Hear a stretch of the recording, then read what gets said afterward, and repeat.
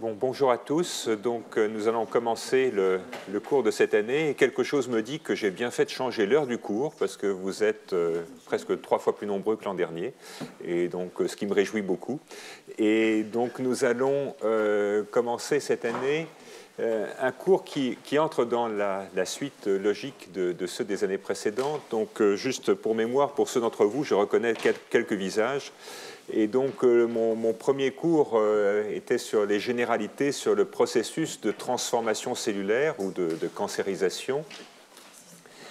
Nous avons ensuite examiné l'année d'après le rôle des facteurs de transcription, ces protéines dont on va parler encore abondamment cette année, qui contrôlent l'expression des gènes, et en particulier d'un facteur extrêmement important dans le domaine du cancer, qui est une protéine qui s'appelle P53, qui est un élément de réponse clé à de très nombreux stress cellulaires. L'année suivante, nous avions vu le problème des récepteurs nucléaires et en particulier examiné les questions qui ont beaucoup changé ces dernières années des rapports entre les récepteurs aux œstrogènes et le cancer du sein ou le récepteur aux androgènes et le cancer de la prostate, sur lesquels des découvertes récentes avaient été faites cette année-là. Et puis, toujours dans ce cycle consacré aux régulations de la transcription, il y a de la place ici, madame, encore. Consacré au rapport entre la régulation de l'expression génétique et le cancer, nous avons, en prenant le système hématopoïétique comme exemple, vu les rapports qui existent entre anomalies des gènes maîtres et des gènes maîtres de la différenciation, hématopoïétique en particulier, et le développement des cancers, et rappelé à ce propos que les plus importants régulateurs de la différenciation hématopoïétique avaient été découverts grâce à leurs implications dans des translocations chromosomiques découvertes à la fin des années 80, au début des années 90. L'an dernier, peut-être à l'occasion des 30 ans de la découverte du modèle de la leucémie aiguë promyélocitaire, nous avions essayé de revisiter finalement ce concept de thérapeutique du cancer par induction de la différenciation, dont la leucémie aiguë promyélocitaire a été le grand modèle malheureusement orphelin pendant une trentaine d'années, jusqu'à ce que des travaux très récents aient montré que des thérapeutiques ciblées, plusieurs types de thérapeutiques ciblées, dans le domaine de leucémie, mais aussi dans le domaine des tumeurs solides, étaient capables d'agir en induisant la différenciation cellulaire. Et donc, cette année, je me propose de couvrir avec vous une autre réponse biologique qui est la sénescence, et de voir les rapports entre cancérisation et sénescence, mais aussi entre sénescence et réponse thérapeutique, et avec un certain nombre de facettes, 4 facettes qui vont en fait correspondre aux 4 cours que je vais donner ici. Le premier, donc aujourd'hui, dans lequel nous allons parler des mécanismes généraux de la sénescence. Il y a encore quelques places là, il y a au moins 5 places dans les premiers rangs. Ne restez pas debout. Et puis quelques places aussi au milieu. Et donc en insistant dans ce cours 6 sur la régulation du cycle cellulaire, dans le cours suivant, nous allons parler finalement des messages chimiques que les cellules sénescentes échangent avec leur environnement, ce qu'on appelle le SASP, Senescence Associated Secretory Phenotype. Dans le troisième cours, on parlera des rapports entre sénescence et vieillissement, puisque la sénescence est l'un des substrats physiologiques de vieillissement normal. Et puis, le quatrième cours présentera des données récentes sur sénescence et réponses thérapeutiques, réponses aux anticancéreux, avec, vous le verrez, finalement un peu une image du yin et du yang, avec des aspects bénéfiques et au contraire des aspects délétères, des aspects anticancéreux, des aspects procancéreux qu'on commence à aborder seulement depuis quelques années et qui ont évidemment des implications majeures. Il y a encore 2 places, 2 places ici et 2 places au milieu, qui ont des applications majeures dans la conception de nouvelles associations thérapeutiques, et en particulier, on le verra, d'associations thérapeutiques dans lesquelles on va mettre ensemble un agent induisant de la sénescence, comme la plupart des molécules de chimiothérapie, avec des agents régulant la mort cellulaire programmée, en particulier interférant avec la réponse aux protéines anti-apoptotiques comme BCL2. Donc, ceux d'entre vous qui suivent ce cours depuis des années savent que la problématique qui m'intéresse depuis plus de 30 ans, c'est de comprendre les modes d'action des anticancéreux et éventuellement d'essayer de rendre logique l'action d'anticancéreux qui sont efficaces mais pour lesquels on n'a pas de mode d'action connu. Et donc, pendant longtemps, on a pensé que les agents anticancéreux allaient induire la mort directe, ce qu'on appelle l'apoptose. Et cette apoptose, en fait, entre autres par les travaux de Guido Kromer et d'autres, elle a été fractionnée en toute une série de morts différentes.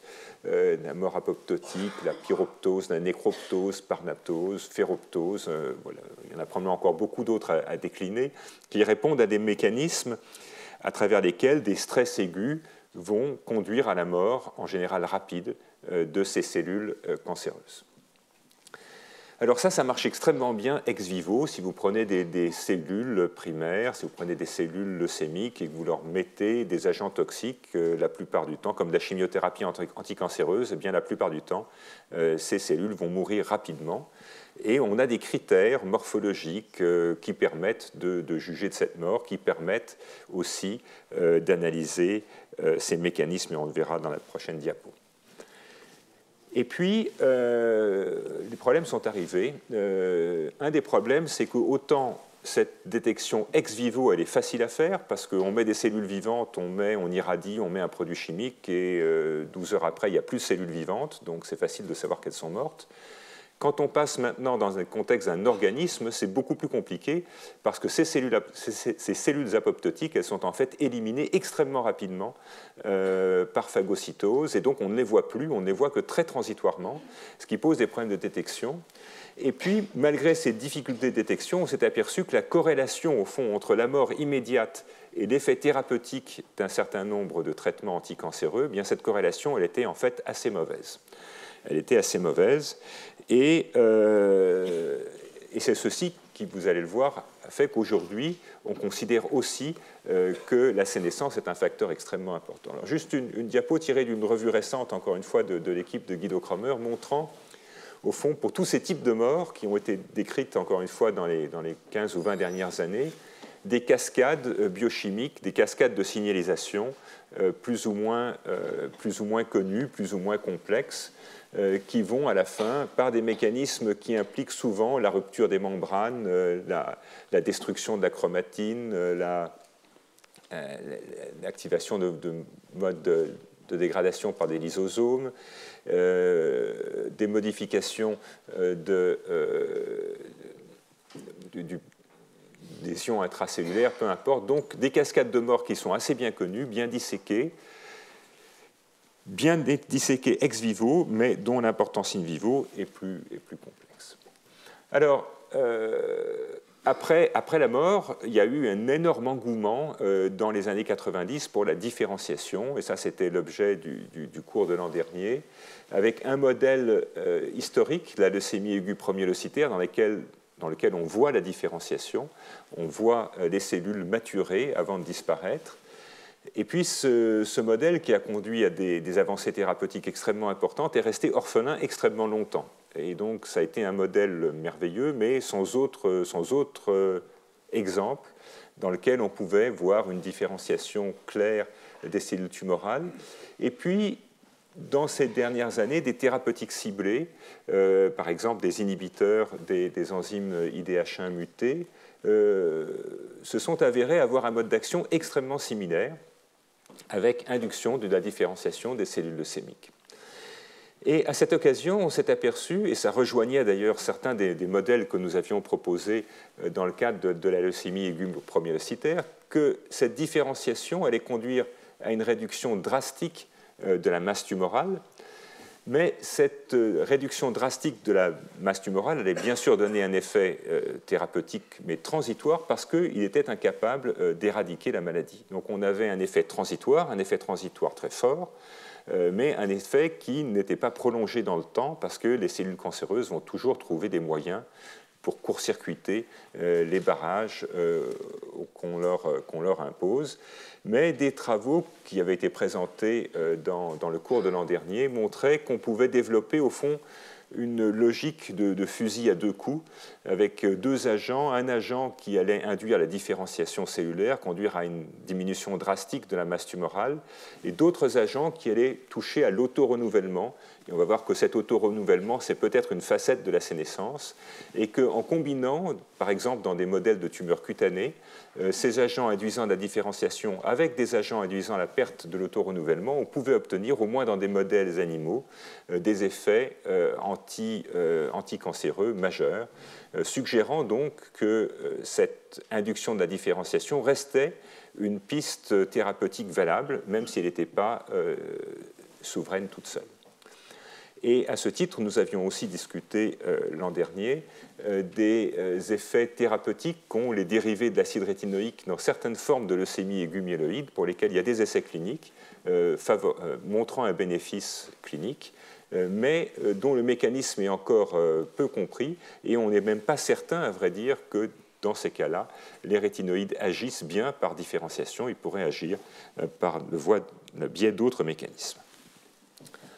Donc, comme je le disais plus haut, la mort immédiate des cellules cancéreuses, évidemment, c'était la piste la plus attrayante au départ, mais les corrélations sont très imparfaites, et donc, secondairement, en fait, assez récemment, on s'est aperçu qu'à côté de cette mort immédiate, il pouvait y avoir une deuxième réponse aux agents anticancéreux, comme la radiothérapie ou la chimiothérapie, qui est l'induction de cette sénescence, c'est-à-dire au fond des cellules qui vont sortir de cycle, qui vont s'arrêter de pousser, qui ne meurent pas, du moins qui ne meurent pas toutes seules, mais au moins qui s'arrêtent de pousser. Et donc il est apparu cette possibilité, au fond, que l'effet thérapeutique relève à la fois d'une mort immédiate, mais peut-être surtout d'un effet retardé qui est d'arrêter la prolifération de ces cellules. Et on va voir ce qui arrive après. Alors, ça nous amène à parler de ce qu'est cette sénescence. Et au fond, la sénescence, c'est une situation de conflit, c'est une situation de stress entre deux axes que la cellule cherche à pousser. C'est une cellule qui cherche normalement à proliférer, une cellule cancéreuse prolifère, bien sûr, mais elle a en même temps des signaux qui l'empêchent de proliférer. Et donc elle va répondre par cette réaction de sénescence qui est essentiellement une réaction non létale de réponse au stress, dans laquelle on va avoir un arrêt prolongé ou définitif du cycle cellulaire chez des cellules qui étaient à l'origine en prolifération rapide. Et on va voir qu'il y a un certain nombre de caractéristiques morphologiques de ces cellules, et en particulier, elles vont devenir beaucoup plus grosses que les cellules normales, elles vont avoir un gros noyau, on va voir des exemples tout à l'heure, et contrairement à des cellules quiescentes, des cellules qui, au fond, s'arrêtent pour des raisons physiologiques, elles vont garder des synthèses protéiques encore très actives, parfois hyperactives même, et elles vont présenter toute une série de marqueurs de ce qui ressemble un peu à un programme de différenciation. Il va y avoir des modifications de la chromatine, ce qu'on appelait senescence associated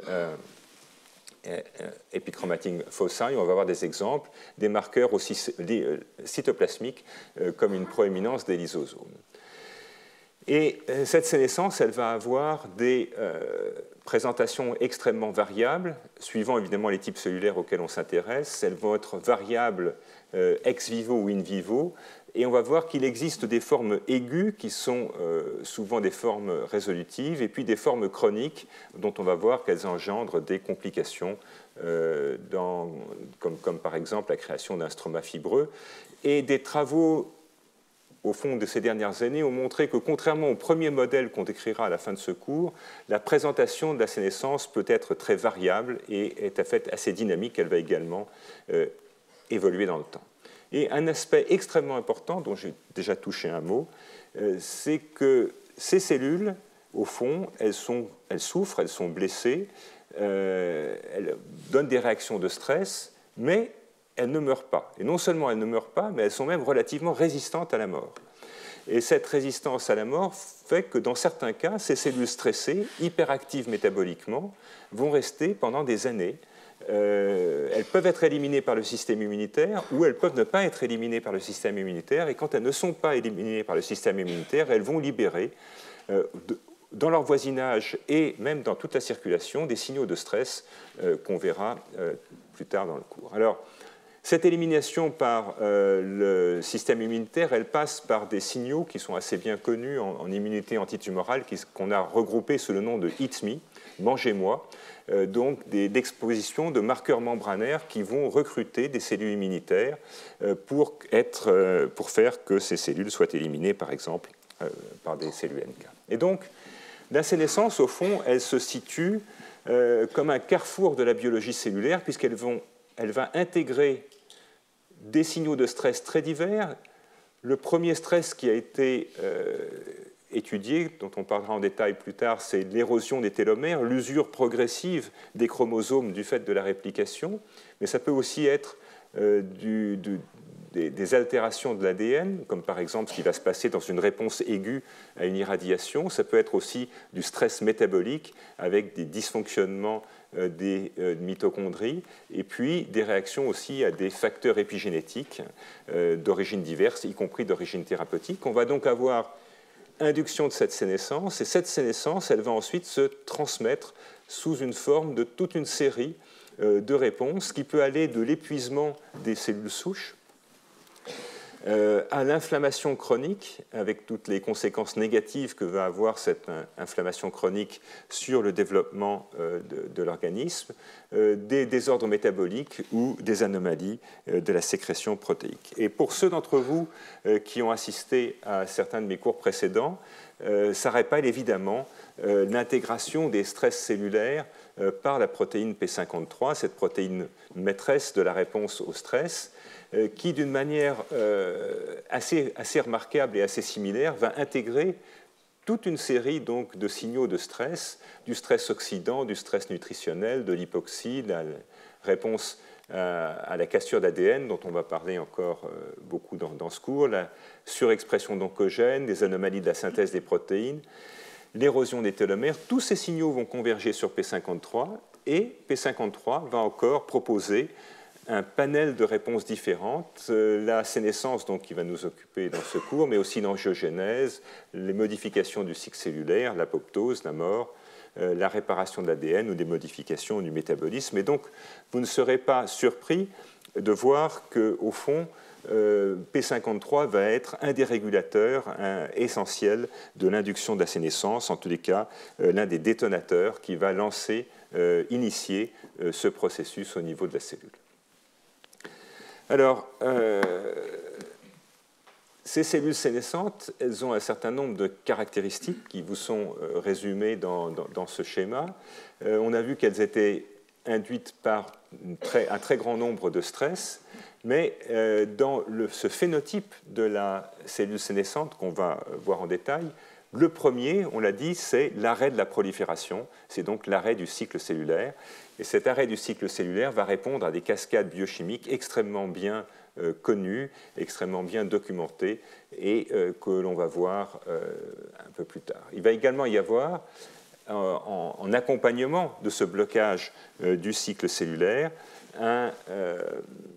une résistance à la réentrée en cycle avec une résistance à l'action des mitogènes. Ces cellules sont intrinsèquement incapables de répondre aux mitogènes. Et il va y avoir toute une série de biomarqueurs qui, encore une fois, vont changer d'une cellule à une autre avec l'expression de régulateurs maîtres du cycle cellulaire, l'expression aussi d'un marqueur lysosomial particulier qui, pour des raisons historiques, a été très utilisé, qu'on appelle la bêta-galactosidase acide, on va voir des exemples, et puis également ces signaux de stress qui vont être libérés dans la circulation ou au moins exprimés à proximité et qui vont avoir une influence extrêmement profonde sur la physiologie de l'organisme. Et c'est probablement ça la différence la plus radicale avec l'apoptose. Dans l'apoptose, la cellule mourante disparaît et elle laisse un trou. Donc il n'y a pas de séquelles, si j'ose dire, ou peu de séquelles. Dans la sénescence, la cellule est stressée et elle va envoyer, au fond, à proximité, toute une série de messagers chimiques qui font à la fois, qui peuvent être favorables ou défavorables. Alors, intéressons-nous au premier point, qui est cet arrêt du cycle cellulaire. Et donc cet arrêt du cycle cellulaire, il va répondre à des cascades biochimiques convergent à la fin sur des membres de la famille du rétinoblastome, le régulateur essentiel du cycle cellulaire par l'intermédiaire de kinases et de signalisations qu'on va revoir en détail, dont vous voyez qu'elles sont assez complexes. Mais au fond, ce qui est essentiel, c'est qu'à la fin, elles convergent toujours sur un effecteur final qui est la protéine RB et le facteur de transcription E2F qui lui est lié, qui est le régulateur maître du cycle cellulaire. Et donc, pour finir cette introduction générale sur ce que je vais vous dire dans ces cours, l'une des choses essentielles, et vraiment ce qui fait toute l'importance et le regain d'intérêt actuel pour la sénescence, c'est le fait que cette cellule sénescente va être capable de sécréter ces messagers chimiques qu'on appelle le SASP, avec des membres dont on va reparler, le TGF-bêta, l'interleukine 1, et que ceux-ci vont agir à distance et vont être même capables, dans certains cas, d'induire eux-mêmes de la sénescence à distance, ce qui fait qu'une première cellule souffrante peut finalement donner une signalisation qui la dépasse très largement, soit localement, soit même de manière générale. Et cette signalisation à distance, elle va jouer un rôle absolument essentiel dans le vieillissement. Et ce sera l'objet du troisième cours, de comprendre les rapports entre sénescence, sécrétion de ces messagers chimiques et toute une série de défaillances d'organes qui sont caractéristiques du vieillissement et dans lesquels la sénescence apparaît comme un facteur important. Et puis, la sénescence, c'est aussi des rapports extrêmement étroits avec le cancer. Et vous verrez que tous ces gènes, au fond, qui contrôlent la sénescence, toute cette cascade biochimique de contrôle de la sénescence, elle recouvre extrêmement largement ce qu'on a appelé les anti-oncogènes, c'est-à-dire ces gènes dont la perte va favoriser le développement des cancers. Et donc, les gènes de sénescence sont en pratique des anti-oncogènes majeurs. Et cette inactivation spontanée de la sénescence va participer au développement de la plupart des cancers. Mais inversement, des travaux récents ont montré que les traitements anticancéreux eux-mêmes allaient induire de la sénescence, et de la sénescence non seulement dans les cellules cancéreuses, mais aussi dans les cellules normales.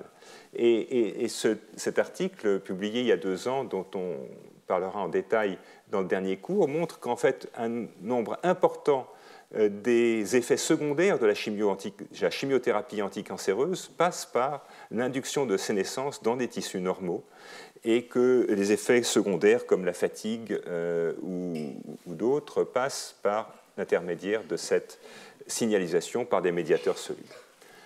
Alors, pourquoi est-ce qu'on s'intéresse beaucoup à la sénescence dans ces 5 dernières années? Eh bien, parce que au-delà de la description de cette forme nouvelle de réponse cellulaire au stress, eh bien, on a trouvé des cascades de signalisation qui contrôlent son activation et que ces cascades, on est capable de les interrompre. Et on est capable de les interrompre et donc on peut imaginer, et on le fait déjà chez la souris, de moduler cette sénescence. Et chez la souris, des résultats absolument spectaculaires ont été montrés. On les verra dans le 3e cours. Et en particulier, on a montré chez la souris qu'en interférant avec la sénescence, on était capable de bloquer certaines conséquences du vieillissement, voire d'avoir une réversion de ce vieillissement avec des souris qui, dans certains cas, vont rajeunir quand on est capable de bloquer la sénescence. Alors, comment est-ce qu'on peut bloquer la sénescence? Et c'est ce qu'on appelait globalement la sénothérapie, la thérapeutique en modulant la sénescence. Bon, la manière la plus simple, évidemment, c'est la prévention primaire, hein, c'est-à-dire c'est d'empêcher, de bloquer les signaux qui vont induire la sénescence. Et parmi ces signaux, bien sûr, le premier, ce sont les dommages à l'ADN, qu'ils soient spontanés ou induits. Après, il y a le stress oxydant, l'usure télomérique, ça c'est un peu plus difficile à contrôler, et puis les stress protéolytiques. Secondairement, on peut bloquer l'expression de ces messagers chimiques qui vont aller d'une cellule sénescente à une autre, et on peut donc bloquer le SASP avec des inhibiteurs de la signalisation P38 ou NF-κB, des bloqueurs de l'interleukine 1 ou d'autres. Et puis, ce qui a été beaucoup développé et ce qui a donné les résultats les plus frappants, en particulier dans les modèles animaux, eh bien, ce sont des artifices qui, pour l'instant, sont vraiment des artifices de génie génétique, grâce auxquels on va pouvoir éliminer des cellules sénescentes. Et en éliminant des cellules sénescentes, on va avoir, encore une fois, des effets majeurs sur le vieillissement, sur la réponse au traitement anticancéreux. Mais on peut aussi, avec des approches qui, là, sont applicables chez l'homme, utiliser des anticorps pour essayer de favoriser l'élimination de ces cellules sénescentes par le système immunitaire. Et là aussi, on peut imaginer avoir des effets bénéfiques. Alors, vendu comme ça a l'air formidable, on va tous rajeunir, bon.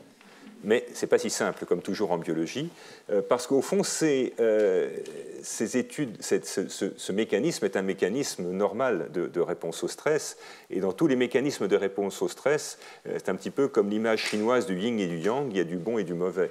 Et donc, effectivement, on va contrôler le vieillissement, mais en même temps, on va bloquer la cicatrisation. Et la cicatrisation normale fait appel au même mécanisme. Et il a été bien montré dans ces modèles de souris que si on interfère avec la sénescence, on va peut-être gagner sur certains critères du rajeunissement, mais par contre, on cicatrise très mal. Et ça, ce n'est pas forcément très désirable en physiologie. Donc, en conclusion de ces quelques mots d'introduction sur le cours de cette année, on a vraiment, encore une fois, l'image du yin et du yang, on a un processus clé dont au départ on avait pensé que c'était une bizarrerie de culture cellulaire, et puis maintenant on sait que c'est quelque chose qui est important dans la physiologie, avec des mécanismes, et en particulier une transduction du signal qui sont assez bien cernés depuis quelques années, une dynamique aussi qui est maintenant apparue clairement, avec des phases successives, avec des phases réversibles et des phases qui deviennent irréversibles. Et un arrêt central, on va voir bien sûr, comme on l'a déjà dit, c'est l'arrêt du cycle cellulaire, et un mécanisme qui, et ce sera l'objet encore une fois des deux derniers cours, est absolument central dans la notion de vieillissement physiologique, mais qui en même temps protège du cancer. Donc là aussi, on a le yin et le yang, on ne peut pas gagner des deux côtés.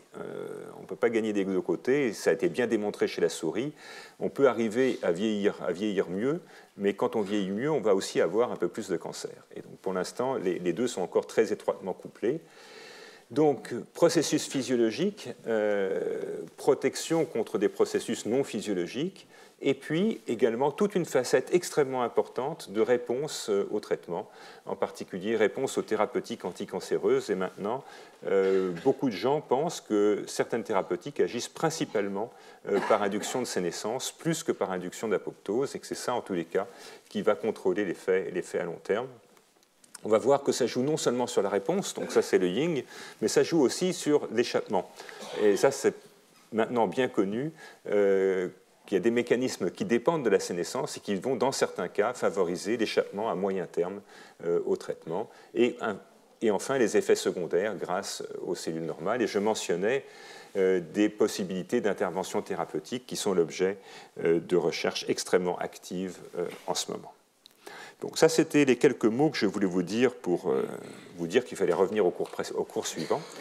Alors maintenant, on va s'intéresser, puisque je vous ai dit que la sénescence, le premier signe, la première chose, c'est l'arrêt du cycle cellulaire. Donc comment est-ce que ce cycle cellulaire est réglé ? Eh bien, il est réglé par des phases successives qui portent des noms de lettres, qu'on appelle donc G1. S pour synthèse, c'est celle où on va commencer à synthétiser des briques, en particulier de l'ADN, pour dupliquer le matériel génétique. Une phase de contrôle qu'on appelle la phase G2, qu'on peut voir comme une phase de contrôle de qualité, et puis la division cellulaire elle-même, avec la mitose et la cytokinèse, dans laquelle on va séparer donc, le matériel génétique, c'est-à-dire les chromosomes, mais aussi les membranes, mais aussi les protéines, mais aussi les ribosomes, pour arriver à faire 2 cellules filles. Et puis ensuite, il y a cette grande phase de préparation, qui est essentiellement une phase d'intégration de signaux pour savoir s'il faut poursuivre la division cellulaire ou si au contraire il faut l'arrêter. Donc ce cycle cellulaire, qui est quelque chose qui est largement conservé depuis la levure jusqu'à l'homme, les travaux qui ont permis la compréhension de ce cycle cellulaire et qui ont valu le prix Nobel à leurs auteurs il y a quelques années ont été menés entièrement chez la levure, montrant la parenté extraordinaire qui existe entre les mécanismes fondamentaux de contrôle des êtres supérieurs et d'organismes modèles. Et donc, il va y avoir un certain nombre de points de contrôle. Et ces points de contrôle, c'est ce qu'on appelle la transition G1S. Et finalement, la transition G1S, c'est une décision fondamentale qu'on pourrait résumer d'une manière assez simple. Est-ce qu'il faut y aller ou est-ce qu'il ne faut pas y aller? Est-ce qu'on va se lancer dans la division cellulaire? Est-ce qu'on va commencer à synthétiser dupliquer les chromosomes? Est-ce qu'on va synthétiser des protéines? Est-ce qu'on va synthétiser des membranes pour aller vers la décision cellulaire? Et donc, cette transition G1S, elle est extrêmement importante et elle va intégrer en fait toutes sortes de signaux du milieu pour savoir s'il faut que la cellule se divise, est-ce qu'il y a suffisamment de nutriments autour ou pas. Donc, première étape régulatrice, et puis deuxième étape régulatrice qui est la transition G2M. Donc là, c'est la fin du contrôle de qualité. C'est-à-dire, voilà, est-ce que les chromosomes sont bien répliqués? Est-ce qu'il y a suffisamment de matériel génétique? Est-ce qu'on peut entreprendre la phase effectrice, si j'ose dire, la division cellulaire, avec les contrôles, aussi tous les contrôles pendant cette mitose, en particulier pour vérifier la bonne ségrégation des chromosomes. Et donc, tout ce cycle cellulaire, il est orchestré par des enzymes qu'on appelle des kinases, qui vont donc phosphoryler d'autres protéines. Et ces enzymes, ce sont des couples. Ce sont des couples entre une sous-unité catalytique, celle qui fait le travail, celle qui porte l'activité enzymatique, et une sous-unité qui est au contraire une sous-unité régulatrice. Et ces sous-unités régulatrices, de par leur nature régulatrice, elles vont changer tout au long de ce cycle. Et c'est pour ça qu'on les a appelées les cyclines. On les a appelées les cyclines parce qu'effectivement, leur abondance va changer de manière drastique suivant la phase du cycle cellulaire dans laquelle on est. Vous pouvez voir ceci représenté ici. Donc, en phase G1, ici, au moment où on réfléchit, on a un mélange de cycline E et de sous-unités CDK2. Dans la phase où on synthétise, on a au contraire un mélange de cycline, des complexes avec la cycline A et des sous-unités CDK1 ou CDK2. Et puis au moment de la phase G2 et de la mitose, on a un complexe qui est formé de cycline B et de CDK1. Et donc, vous voyez que ces sous-unités effectrices, catalytiques, et les sous-unités régulatrices peuvent faire différents types de mariages suivant le moment du cycle cellulaire. Mais l'activité globale CDK va être, elle, réglée de manière extrêmement précise dans le cycle.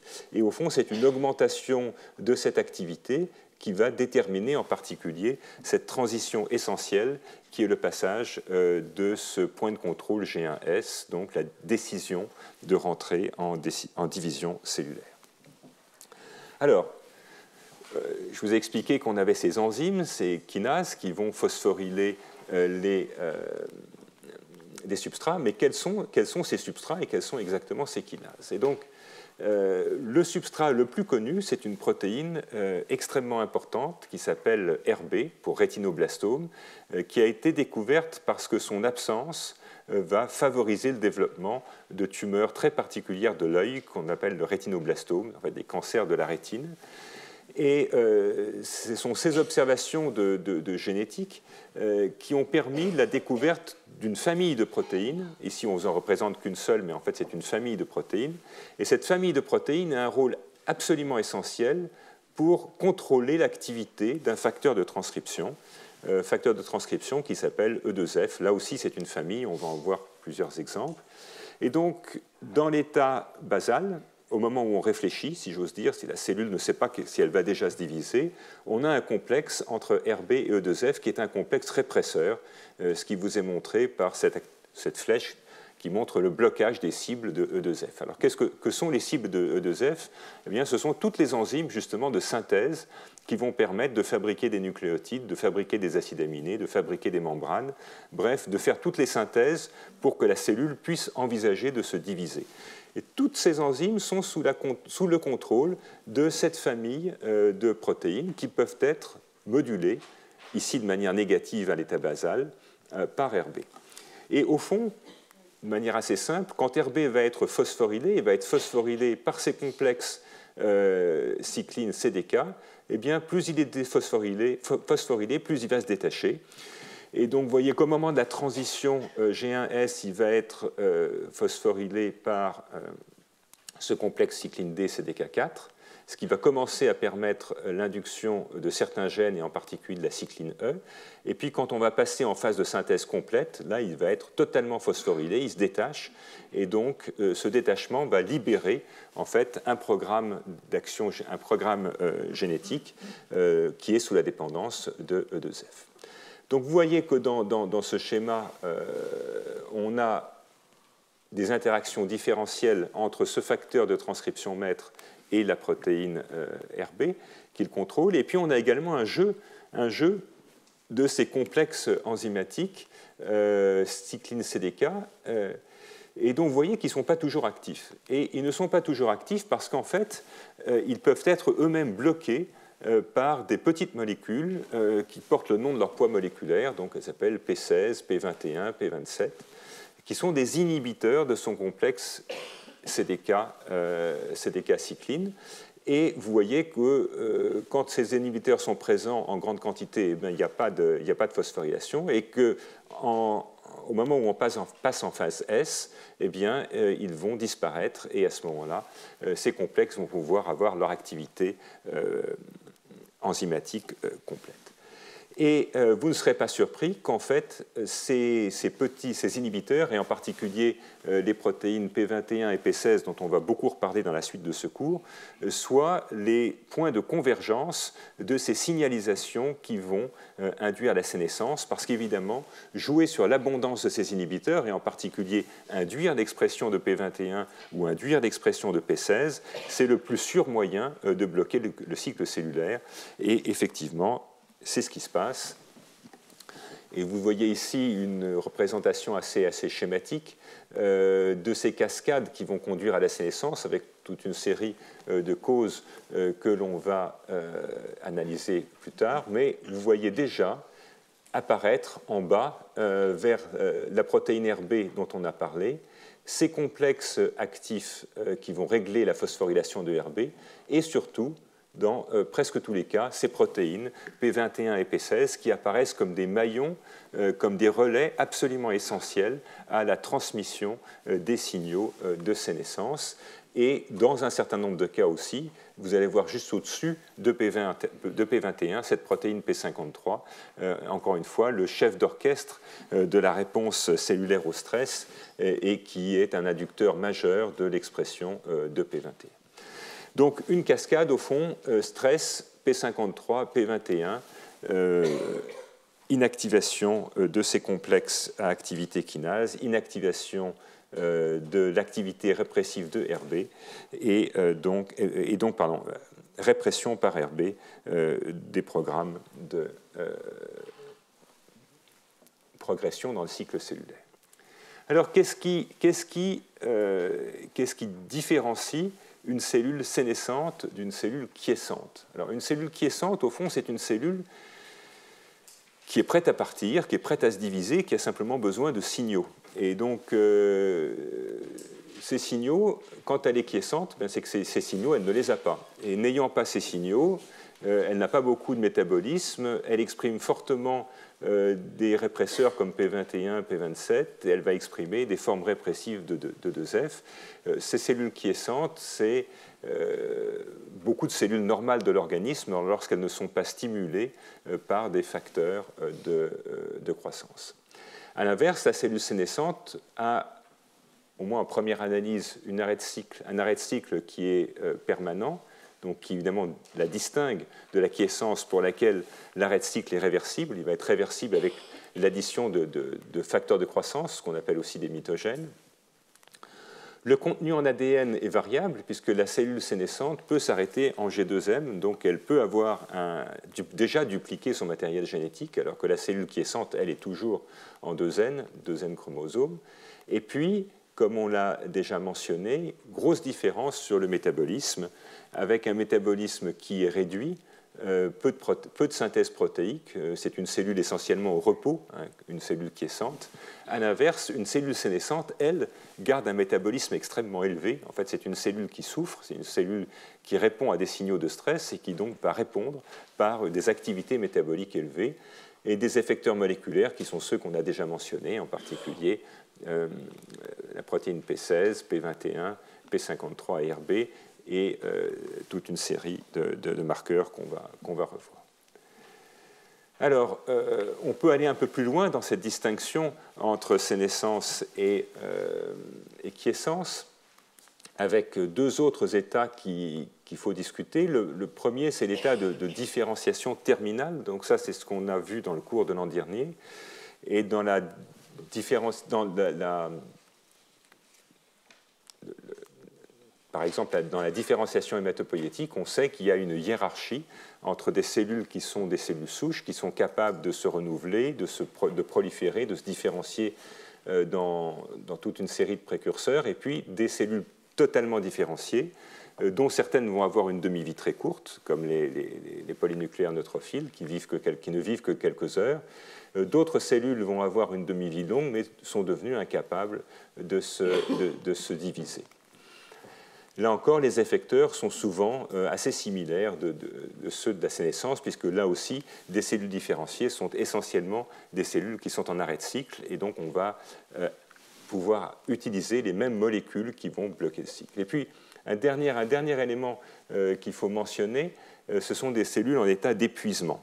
Alors, cet épuisement a été bien décrit, principalement pour des lymphocytes qui ont été surstimulés. Et ayant été surstimulés, ils deviennent épuisés et donc ils sont plus capables de se diviser, sauf si on arrive à bloquer certains de ces signaux qui ont conduit à l'épuisement. C'est en particulier un des défis dans l'immunothérapie du cancer. Et puis également certaines cellules souches qui peuvent arriver à un état d'épuisement en réponse à des signaux de stress. Et donc elles restent des cellules souches, mais ayant été stressées, elles ne sont plus capables de se diviser et de proliférer comme elles devraient le faire normalement. Bon, donc vous voyez des états très différents, avec des états au fond qui sont des états normaux, comme la quiescence et la différenciation terminale, et des états qui sont des états pathologiques, comme la sénescence ou l'épuisement, mais qui partagent un certain nombre de mécanismes moléculaires, et en particulier, bien sûr, le contrôle du cycle de prolifération. Alors, tout ça c'est très bien, mais vous savez, les biologistes et les médecins aiment bien avoir quelques images pour illustrer leurs propos. Et donc voilà quelques images de cellules sénescentes. Donc ça sont des fibroblastes primaires, embryonnaires. Vous voyez que ce sont des cellules allongées qui prolifèrent rapidement. Et voilà différents états de sénescence liés au nombre de passages. Et quand on arrive dans des états totalement sénescents, vous voyez qu'on a des cellules qui n'ont plus du tout la même morphologie. Là, elles ont cette apparence qu'on dit fibroblastique. Là, on a au contraire des cellules très étalées avec des noyaux qui sont beaucoup plus gros, des gros nucléoles, des cellules également hyper réfringentes et surtout des cellules qui, à ce stade-là, ne poussent plus. Si on prend des cellules qui, je crois, les PC3, je crois que ce sont des cancers de prostate, les voilà dans leur effet proliférant et les voilà au même grossissement dans un état sénescent. Cette sénescence pouvant être liée à différentes choses, à des carences en androgènes, à des réponses au traitement. Vous voyez que le cytoplasme est énorme, vous voyez, comparé c'est la même échelle encore une fois, hein, entre ça et ça. Cytoplasme énorme, des noyaux également très importants, très volumineux, des gros nucléoles, et puis une prolifération ici des systèmes membranaires autour du noyau qui pourrait traduire un stress du réticulum endoplasmique.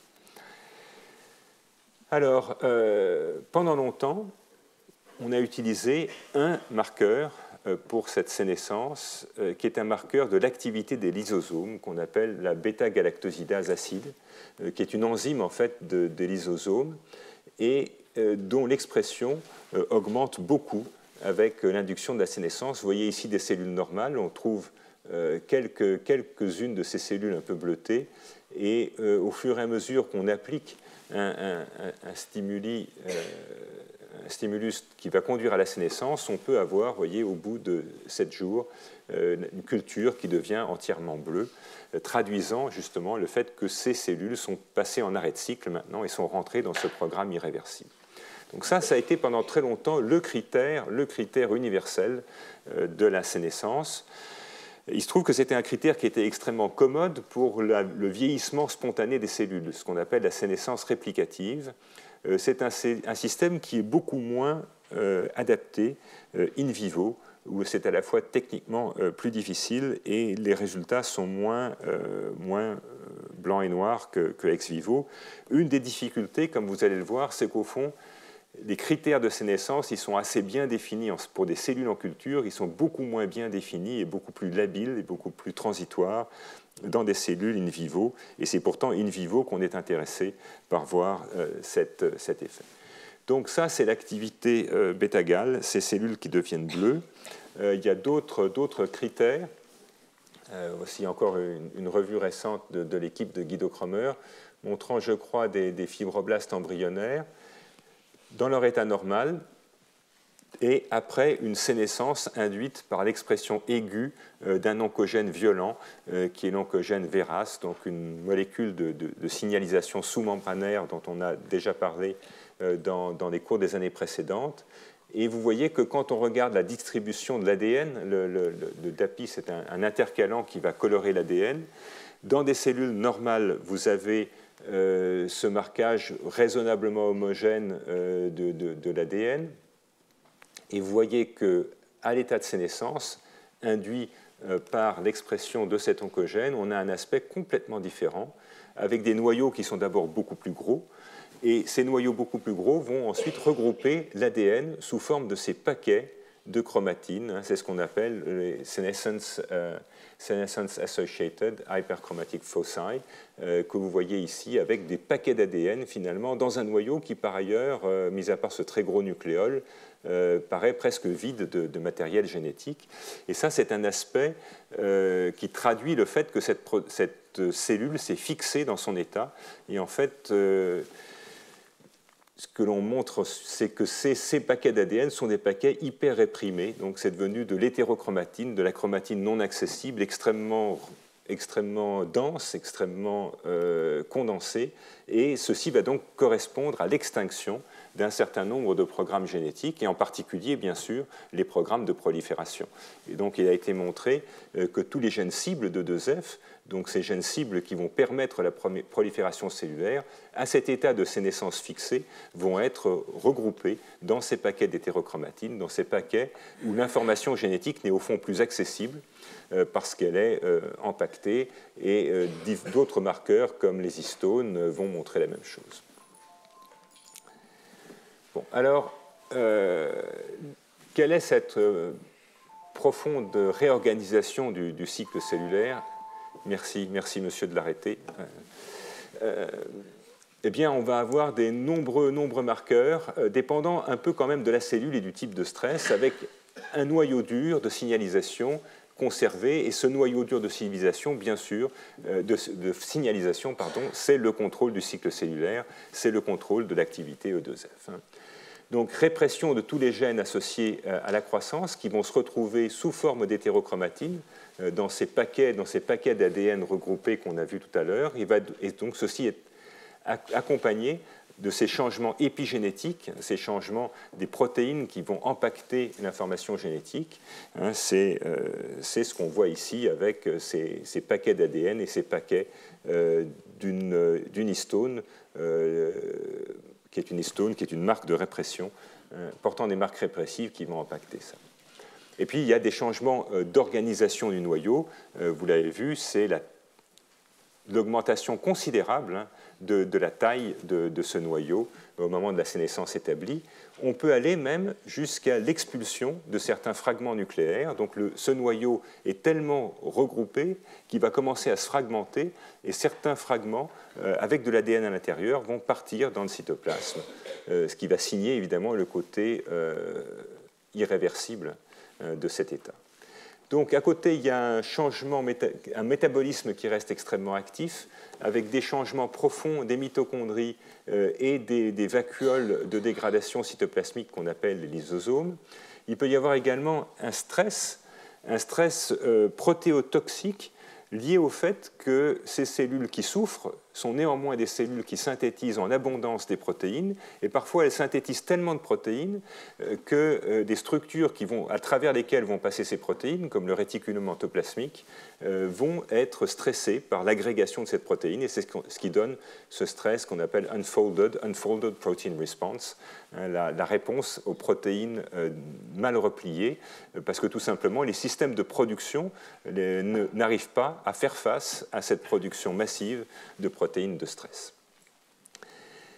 Il y a également souvent associé des signaux de dommage à l'ADN, c'est ce qu'on appelle la DDR, que vous verrez assez souvent dans ce cours. DDR, ça veut dire DNA Damage Response, la signalisation de réponse aux cassures à l'ADN. Et la première cible de cette DDR, c'est P53. Et en première approximation, par exemple dans l'apoptose, quand on a une DDR très forte et qu'on active P53, on va induire la mort cellulaire. L'apoptose, c'est une des réactions classiques.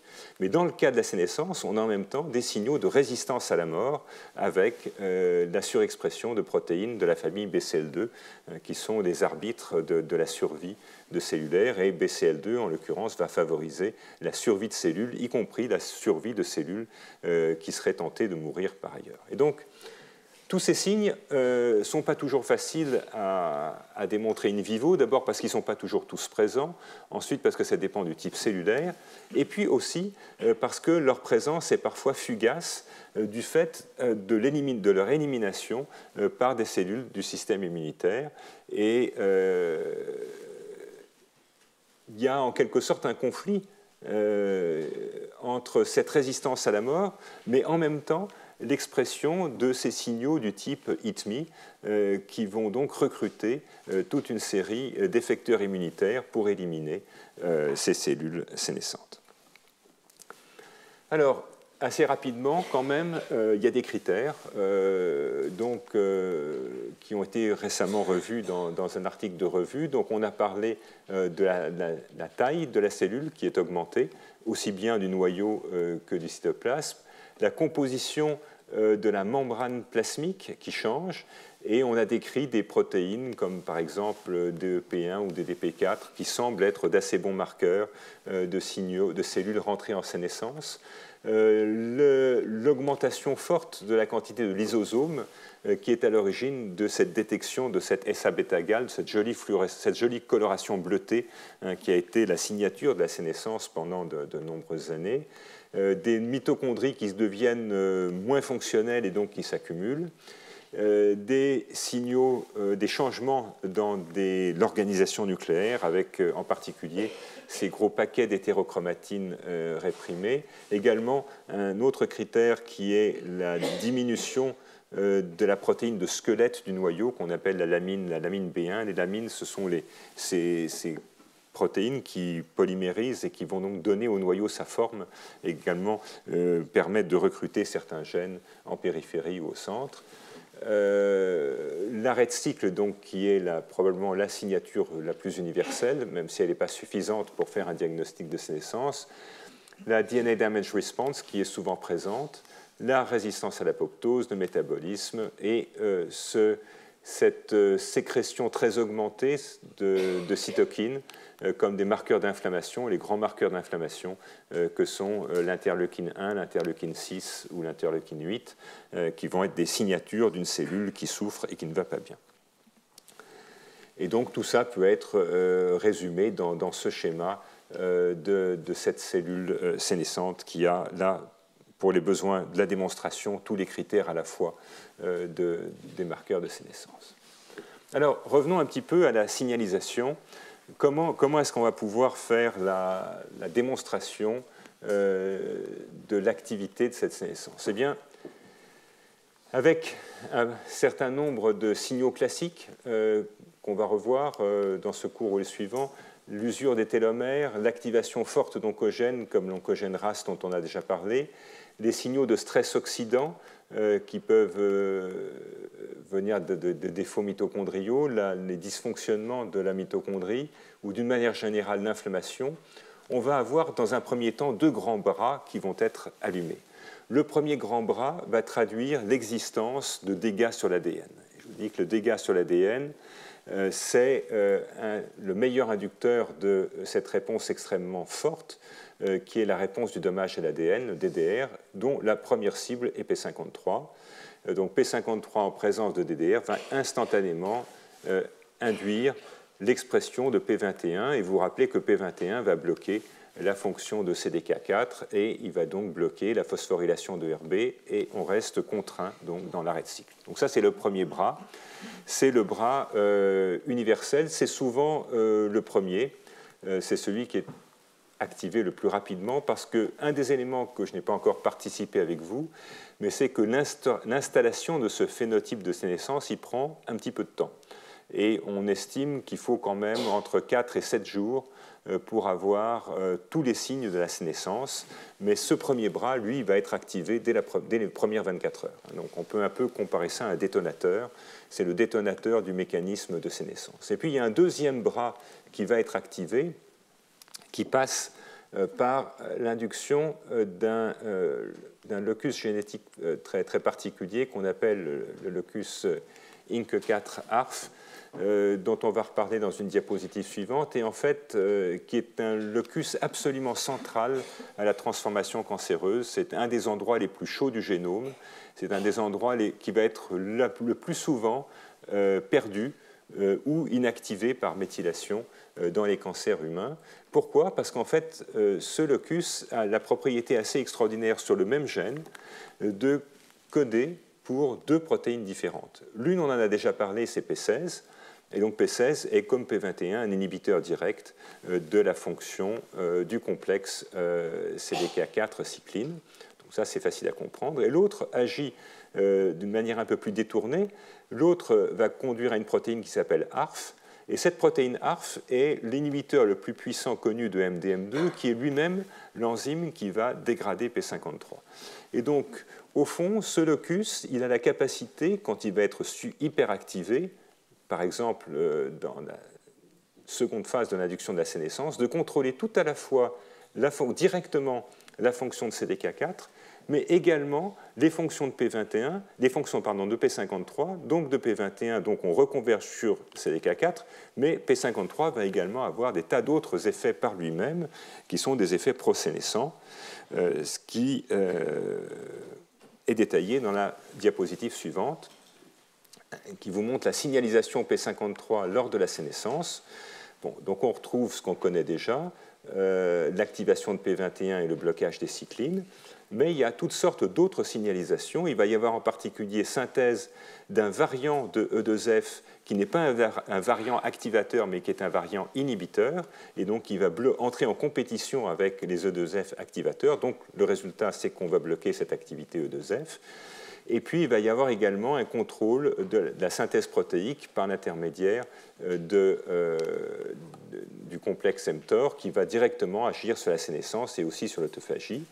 Et ce que vous rappelle cette diapositive, c'est qu'au fond, P53, il peut bien sûr être activé directement par des dommages à l'ADN, mais il peut aussi être activé par toutes sortes d'autres choses. Il peut être activé par des signaux oncogéniques puissants, comme l'activation de RAS. Il peut être activé par des télomères raccourcis. Il peut être activé par des ROS. Il peut être activé par des molécules de signalisation, comme les acétyltransférases, qui vont directement conduire à son activation par acétylation. Donc des effets direct de P53 par P21 sur le contrôle du cycle cellulaire, mais aussi toute une série d'autres effets qui vont conduire à la complexité de cette activation de la sénescence. Donc l'autre locus, c'est ce locus INK4A-ARF, qui contient par ailleurs un autre inhibiteur encore à proximité immédiate, un autre inhibiteur du cycle cellulaire qui s'appelle INK4B. Et vous voyez que cette région va finalement contrôler à la fois de manière extrêmement efficace l'activité E2F, aussi bien par P16 que par P21, et la réponse au stress. C'est donc une région qui est absolument essentielle pour l'activation des processus de sénescence in vivo. Et effectivement, cette région est très souvent perdue dans les cancers humains. Encore une fois, elle peut être soit perdue physiquement, faire l'objet d'une délétion, soit elle peut être méthylée, et quand elle est méthylée, elle ne va plus s'exprimer, donc on va perdre fonctionnellement ces 4 gènes, et ça correspond à une désactivation finalement de ce processus essentiel de sénescence pour contrecarrer l'activation inappropriée d'oncogènes, et on verra des exemples tout à l'heure. Donc voilà, pour poursuivre sur cette signalisation, un rôle clé du mécanisme de contrôle du cycle cellulaire avec ce couple RBE2F comme effecteur final, P53 et P21 qui fait en quelque sorte le détonateur, qui fait le premier arrêt, et ensuite une induction secondaire de P16 qui va verrouiller le couple RB-E2F et bloquer l'induction d'arrêt du cycle cellulaire, également l'induction par P53 de variants répresseurs de 2F, et des cascades de kinases comme celles qui sont situées en aval de RAS, et en particulier ce qu'on appelle la cascade des MAP kinases, va agir également en aval de la DNA damage response pour induire l'expression de ce complexe ARF-P16. Et ceci va donc explique que l'activation inappropriée de ces cascades de prolifération, qui sont un des éléments clés de la transformation cancéreuse dans les modèles courants, en particulier les modèles humains, va induire dans un premier temps une réaction de sénescence, c'est-à-dire qu'une cellule qui va avoir activé un oncogène va rentrer en sénescence, et ça c'est le grand mécanisme de protection contre la transformation cellulaire. Et c'est ça qui explique également ce mécanisme qu'on appelle la coopération oncogénique, dans laquelle, pour transformer une cellule normale en une cellule cancéreuse, on dit qu'il faut classiquement avoir 2 lésions à la fois, finalement. Une lésion qui va être une activation d'une cascade de kinase comme RAS, et une lésion qui va être la désactivation de la sénescence, qui apparaît donc comme un mécanisme universel et essentiel de protection contre cette activation qui va conduire au cancer. Alors, tous ces mécanismes vont se traduire, comme on l'a vu, par des effets épigénétiques, et ces effets épigénétiques qui vont arriver plus tard dans l'induction de la sénescence, qui correspond à l'apparition de ces gros paquets d'hétérochromatine qu'on a vus dans les cellules sénescentes, eh bien, ça correspond à la répression extrêmement efficace des promoteurs liés à E2F, donc des promoteurs du cycle cellulaire, contrôlant l'entrée en cycle cellulaire, et puis des répressions également d'autres gènes qui sont impliqués dans la différenciation. Et alors, pour ceux d'entre vous qui ont participé, qui ont assisté à mes cours précédents, au fond, cet équilibre fondé sur des équilibres de facteurs de transcription, ça ressemble beaucoup à ce qui est connu dans ces cascades qui vont déterminer la spéciation cellulaire. Et donc, ce que ce schéma se propose d'illustrer, c'est le fait que quand on part d'une cellule souche, certaines de ces cellules souches, dans le système hématopoïétique par exemple, vont être bivalentes. Elles vont pouvoir donner naissance à 2 linéages complètement différents, comme le linéage nymphoïde ou le linéage myéloïde.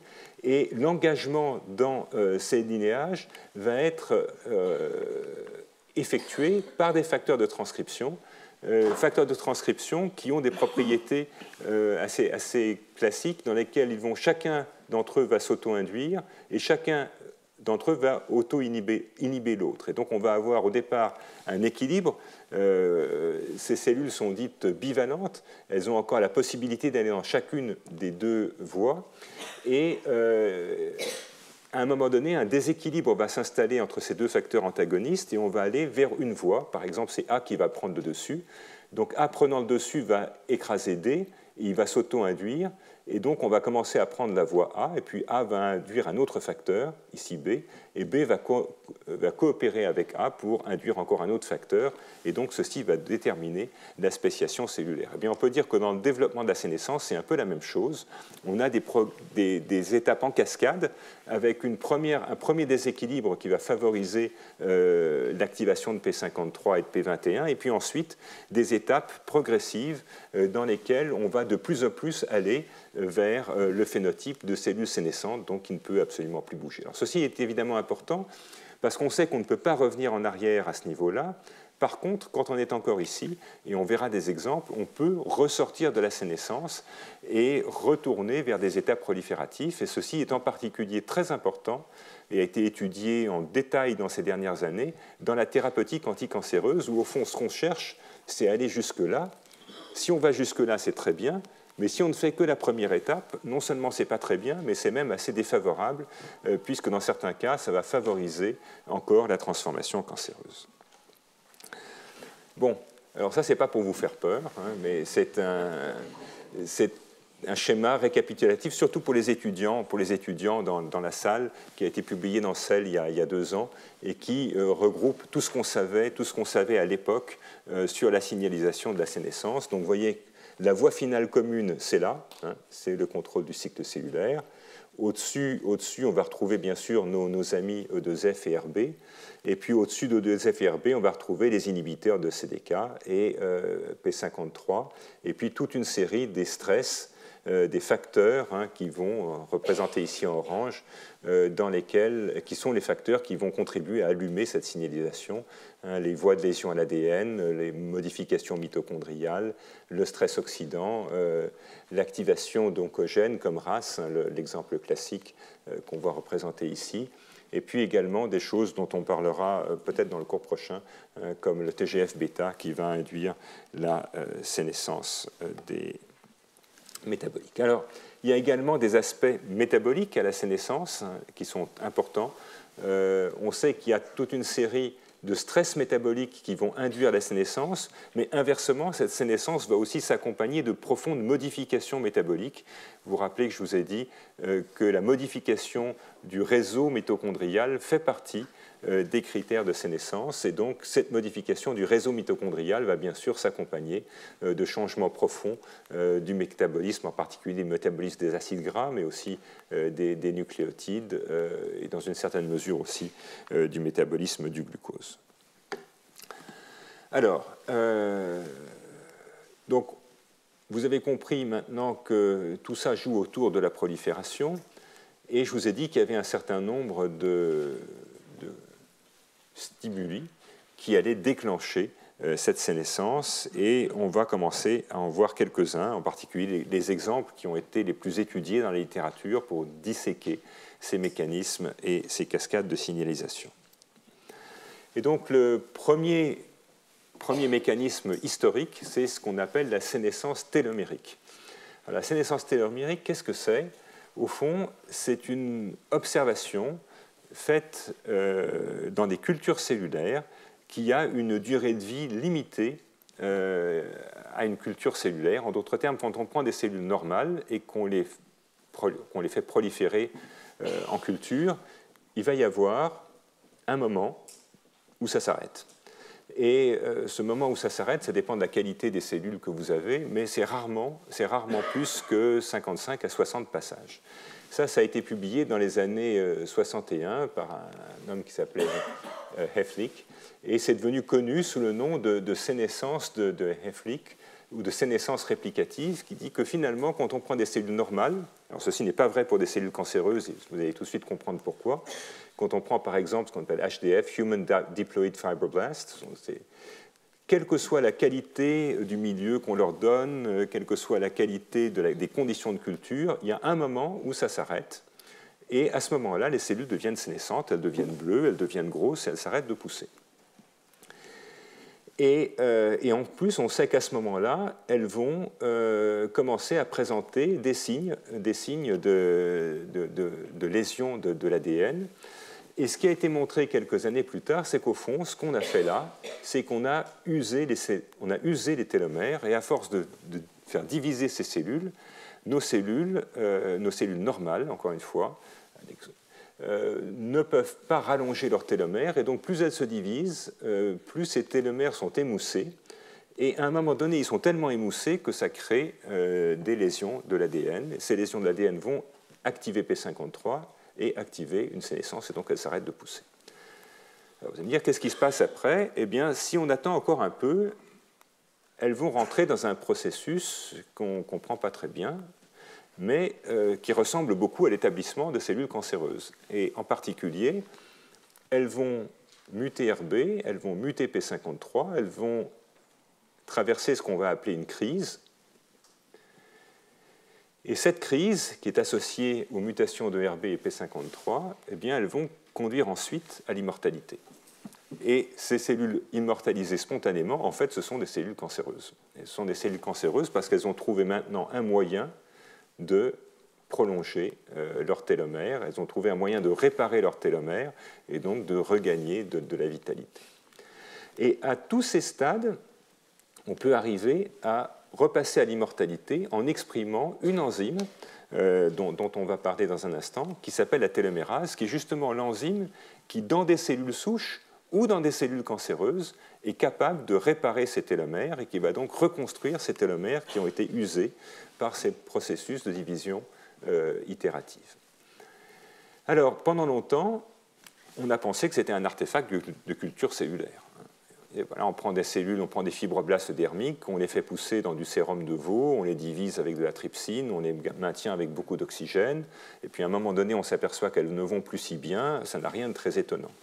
Et en fait, on s'est aperçu, au fond, que cette sénescence réplicative, cette usure télomérique, elle a permis d'entrer dans des biologies extrêmement intéressantes, et en particulier dans cette biologie de la sénescence. Alors pourquoi est-ce que les télomères s'usent? Eh bien, ce petit schéma permet de le comprendre très bien. Vous avez ici une extrémité télomérique, et cette extrémité télomérique, elle va être répliquée par une polymérase qui avance dans le bon sens, et donc celle qui avance dans le bon sens, elle va aller jusqu'au bout. C'est ce qu'on appelle leading strand, le brin intact. Et puis, de l'autre côté, vous avez besoin de petites amorces ARN, parce qu'il n'y a pas moyen d'arriver à faire glisser la polymérase dans ce sens-là. La polymérase, elle va forcément dans l'autre sens. Elle a donc besoin d'une amorce pour commencer. Cette amorce est un petit fragment d'ARN, et ce fragment d'ARN, bien sûr, il ne va jamais aller jusqu'au bout.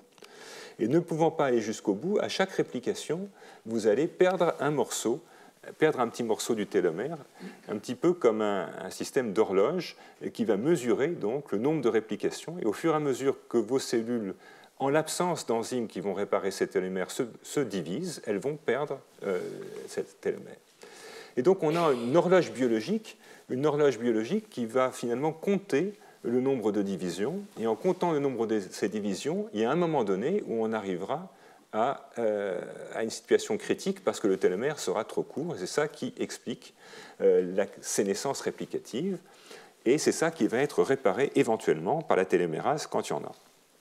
Alors, à quoi ça ressemble un télomère? Eh bien, le télomère répond au fond à un problème biologique extrêmement simple. Les chromosomes sont des brins d'ADN qui ont un début et une fin. Or, ce que la cellule ne peut pas supporter, la lésion la plus violente pour une cellule, c'est une cassure d'un chromosome. C'est une cassure double brin d'un chromosome. Et quand une cellule voit une seule cassure double brin d'un chromosome, elle est capable d'induire une réaction de mort par l'activation de P53. Or, un télomère à son extrémité va se présenter comme une cassure double brin. On va avoir un bout libre. Et donc, il a fallu que la nature développe un système extraordinairement complexe qui vous est représenté ici pour cacher, au fond, cette extrémité linéaire, pour cacher cette extrémité où on pourrait voir apparaître un fragment double brin.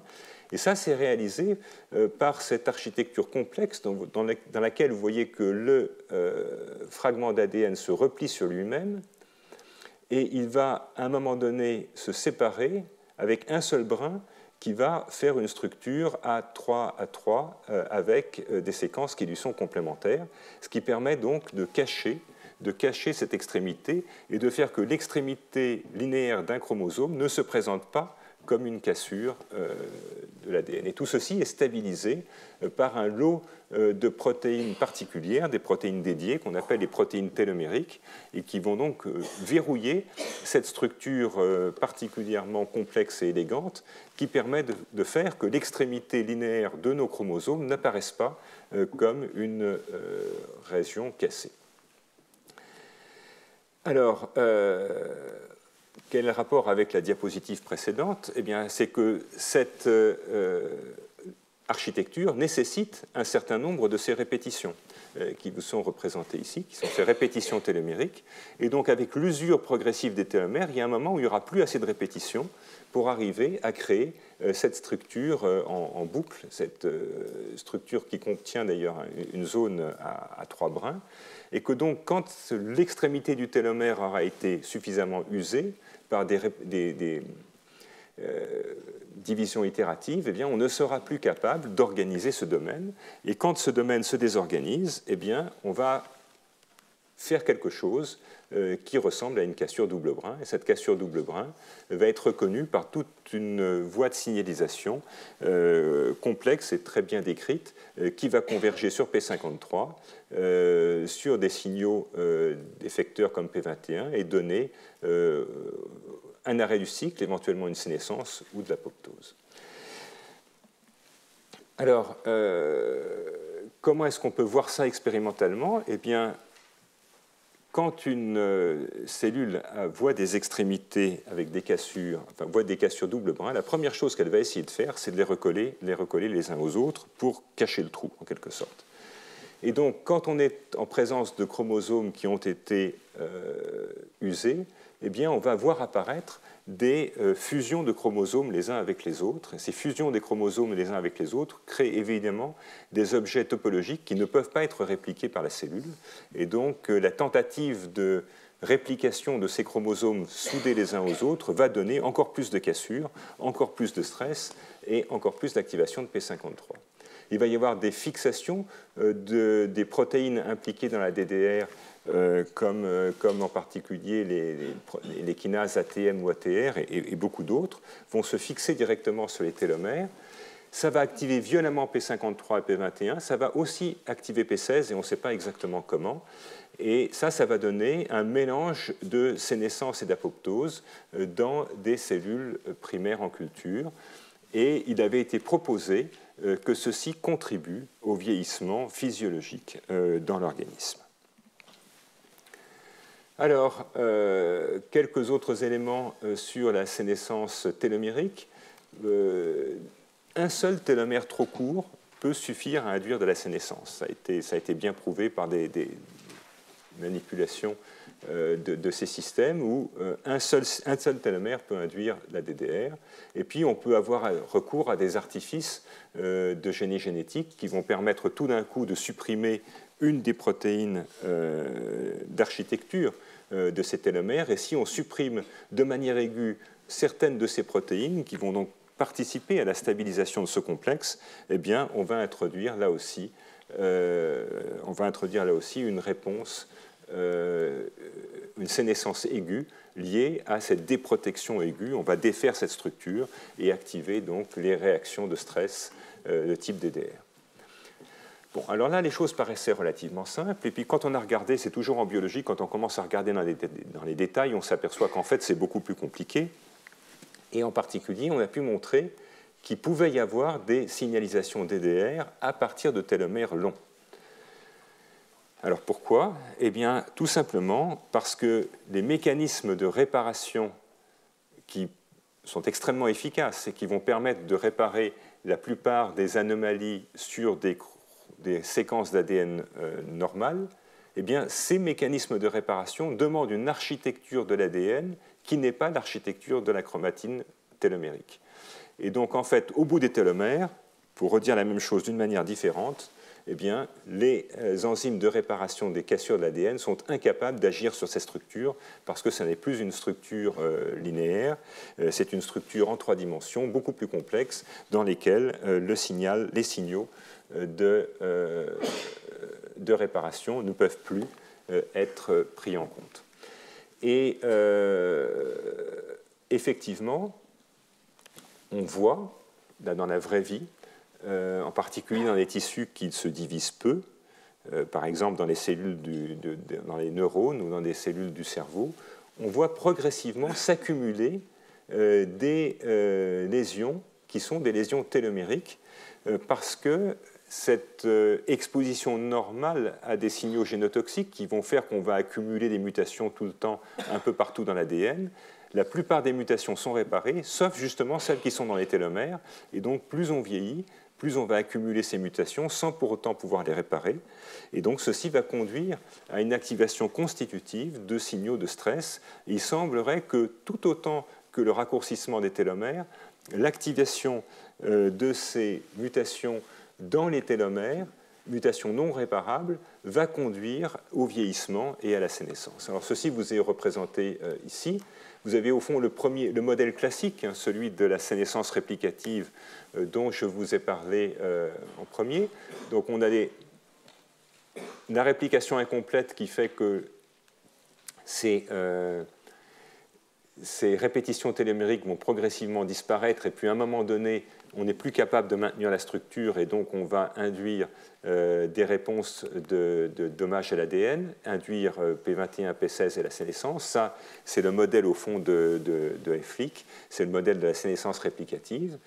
Et puis, on a d'autres modèles dans lesquels on va avoir, en plus de ce raccourcissement télomérique, des cassures qui peuvent être des cassures soit simple brin, soit même des cassures double brin, dans l'extrémité télomérique, cassures qui ne sont pas réparables par les systèmes habituels de réparation de l'ADN et qui vont donc conduire à une activation d'une DNA damage response et à la sénescence, là encore liée au vieillissement.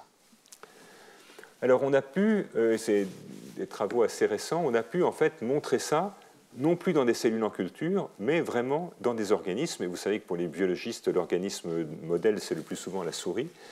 Et donc, on a pu regarder, au fond, la vitesse à laquelle se réparaient des foyers de dommages à l'ADN. Foyers de dommages à l'ADN lorsqu'ils ne sont pas sur les télomères, et vous voyez qu'ils sont réparés, pardon, excusez-moi, en rouge quand ils ne sont pas sur les télomères, et vous voyez qu'il y en a beaucoup. Ça, c'est en réponse à une irradiation, comme des rayons X par exemple. Donc, vous allez faire beaucoup de foyers de cassure. Et ces foyers de cassure se réparent très rapidement lorsqu'ils ne sont pas situés sur les télomères. Ça, c'est la cascade normale. Et quand ces foyers maintenant sont situés sur des extrémités télomériques, eh bien, ils vont se réparer très mal. Et dans certains cas, ils vont même pouvoir persister tout au long de la vie de l'animal. Et c'est ce qui vous est représenté ici, où ces auteurs ont pu mesurer les foyers de réparation de l'ADN qui colocalisaient avec des séquences télomériques. Donc là, on est dans des cryptes intestinales. Donc vous avez une crypte intestinale normale ici. Vous voyez qu'à 12 mois, il n'y a pratiquement pas de foyer de réparation télomérique. Et si on va regarder chez des animaux très âgés, on va avoir maintenant une augmentation massive de ces foyers de réparation qui n'ont pas pu être réparés, présents sur des séquences télomériques et qui, bien entendu, vont induire des signaux de sénescence qui peuvent toucher les cellules de la crypte intestinale, mais qui peuvent aussi diffuser à distance et qui peuvent donc induire par cette SASP une signalisation qui va aller induire des signaux de stress à distance et concourir finalement à l'extension de ce vieillissement prématuré. Et donc il a été proposé qu'au moins autant que le raccourcissement finalement des télomères, c'est cette persistance de ce foyer de réparation en dehors dans les zones télomériques où ils ne peuvent pas être réparés, concourent au vieillissement physiologique. Et alors, de manière assez intéressante, il a été montré que ce type de cellules va également être observé chez des patients qui ont été guéris de cancer, des patients qui ont reçu de la chimiothérapie, des patients qui ont reçu de la radiothérapie. Donc l'un et l'autre vont être des inducteurs de sénescence, l'un et l'autre vont être des inducteurs de dégâts à l'ADN. Et dans certains cas, on peut trouver chez ces patients un certain nombre de cellules qui ont accumulé des dégâts dans les télomères et qui vont rester vivantes, mais qui vont rester sénescentes et qui vont donc envoyer des signaux de stress à proximité. Alors, quelques mots et on poursuivra au cours suivant sur ce problème de télomère. On a un problème, là on a une structure extrêmement fragile qui fragilise chacun de nos organismes. Alors, la bonne nouvelle, c'est qu'il y a moyen de réparer ces télomères. Et cette réparation se fait par une enzyme qui s'appelle la télomérase, qui est en fait un complexe enzymatique que vous voyez représenté ici. Complexe enzymatique dans lequel vous avez une enzyme qui ressemble d'ailleurs un peu à une reverse transcriptase des virus comme le HIV, et qui va utiliser une matrice ARN représentée ici en bleu. Et cette matrice ARN va faire l'amorce qui va permettre de réparer et d'étendre la longueur des télomères. Et donc ceci va permettre, au moins dans deux circonstances, d'allonger les télomères et de s'opposer au vieillissement. Alors, dans ces deux circonstances, il y en a une bonne et une mauvaise. La bonne, ce sont les cellules souches, et donc un certain nombre de cellules souches vont exprimer à très faible taux cette télomérase, qui va permettre à ces cellules souches, dont certaines vont être stimulées pendant toute la vie pour se différencier et induire une progénie de cellules différenciées. Elles ont donc besoin de maintenir leur télomère. Et ce maintien de ces télomères va se faire grâce à cette enzyme télomérase. Donc ça, c'est le bon côté.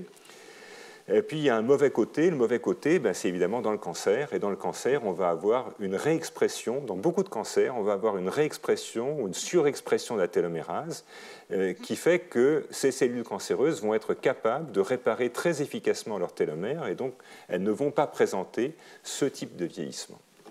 Alors, à l'appui de ce modèle, eh bien, on a pu, là encore, grâce à la souris, inactiver l'enzyme chez la souris.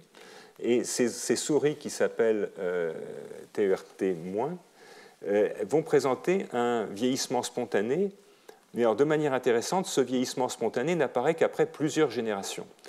Ça a été la grande déception initiale, bien sûr, des collègues qui avaient fabriqué ces souris. Ils s'attendaient à voir des souris qui vieillissent à toute vitesse. Et en fait, ils avaient oublié que les souris ont des télomères extrêmement longs. Et les souris ont des télomères tellement longs qu'en fait, une génération ne suffit pas à user les télomères. Et c'est donc seulement après plusieurs générations que les télomères ont été usés et que donc les petits-enfants ou les arrière-petits-enfants des souris chez lesquelles on avait inactivé cette enzyme ont commencé à vieillir, là, de manière très accélérée parce qu'elles avaient usé tous leurs télomères. Donc ça prouve évidemment de manière génétique et de manière très forte qu'il y a un rôle de ces structures télomériques dans le vieillissement physiologique. Et la réciproque a également été faite, c'est-à-dire que chez certaines souris qui sont résistantes au cancer, par des artifices dont on parlera plus tard, eh bien, la surexpression de la télomérase va à ce moment-là prolonger la survie. Pourquoi ? Parce que là aussi, on est dans une histoire de yin et de yang. Je vous ai dit que la télomérase, ça allait favoriser la survie des cellules cancéreuses. Et donc, il faut se placer dans un modèle de souris qui, par des artifices jouant sur le nombre de copies de P53 ou de HARF, font faire qu'elles sont très résistantes au cancer. Et à ce moment-là, si on réexprime artificiellement TERT, elles vont vivre plus longtemps. Ce qui montre bien qu'il y a un rapport étroit entre structure télomérique et vieillissement. Et on finira par ça pour aujourd'hui. Il existe un certain nombre de maladies qu'on appelle des téloméropathies.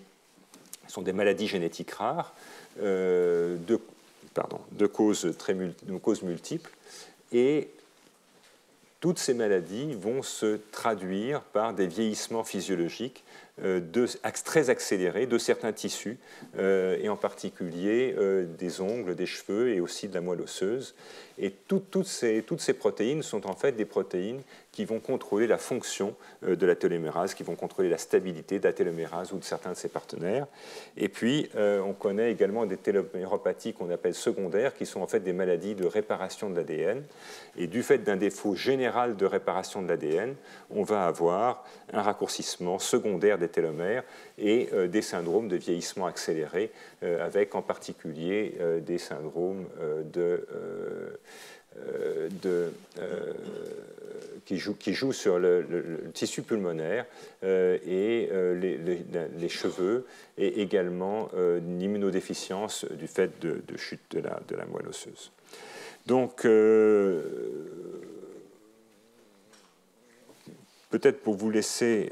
non, écoutez, on parlera de ça dans le prochain cours. Donc, dans le prochain cours, on continuera cette description de la sénescence. Donc, voilà le grand modèle historique qui est l'usure des télomères, qui a permis de découvrir tous ces mécanismes et les signaux de prolifération, et puis ensuite des extensions dans le vieillissement physiologique qui ne participent pas forcément exactement des mêmes mécanismes, puisque les défauts de réparation semblent également très importants, mais de toutes les façons, des relations extrêmement étroites entre stabilité des télomères, survie, vieillissement, mais on le verra aussi, cancer et facilité à développer des cancers, puisqu'on verra qu'en fait, certaines de ces mutations qui vont favoriser la présence de longs télomères et donc favoriser une vie plus longue, vont en même temps prédisposer à une augmentation de l'incidence des cancers, parce qu'en fait, on a bloqué les processus de sénescence. Voilà, merci beaucoup, et on se retrouve donc lundi prochain.